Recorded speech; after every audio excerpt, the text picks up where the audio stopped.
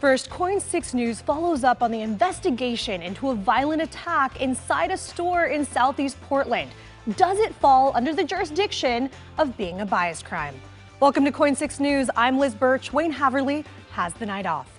The Multnomah County District Attorney's Office is looking into possible bias crime charges stemming from a violent attack caught on camera. You see it here at a local gas station.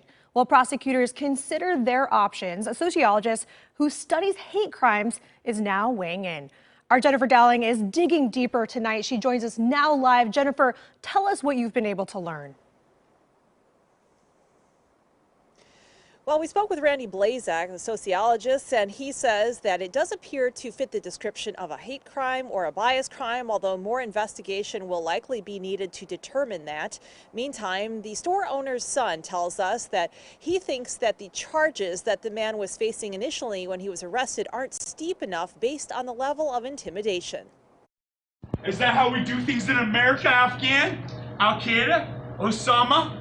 Huh? Is it? This disturbing exchange was caught on camera at a Southeast Portland Chevron. Okay, they destroyed the store. A man seen trashing the store, threatening violence. The store owner's son gave us the video, asking us not to share his name or his father's due to safety concerns. Oh my God, they destroyed the store.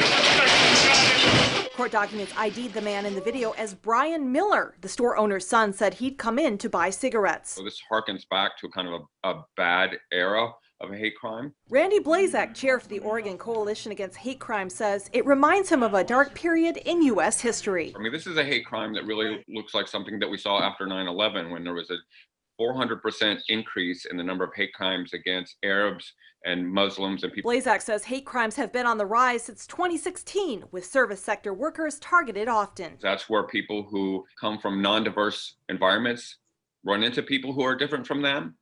In places like gas stations and hotels and quickie marts.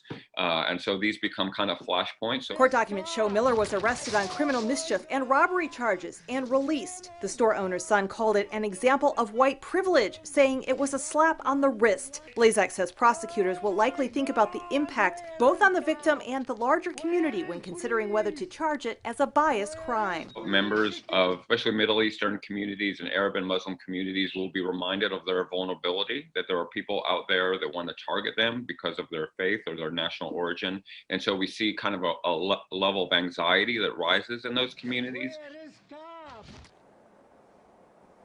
And the DA's office sent out a statement today saying all potential bias crime cases, whether they are a felony or a misdemeanor, are reviewed by the Violent Crimes Unit within the Multnomah County District Attorney's Office. We have been working with the Portland Police Bureau's bias crime detective to gather all available police reports and evidence. It goes on to say they will be reviewing those reports and evidence before an expected court date on Monday.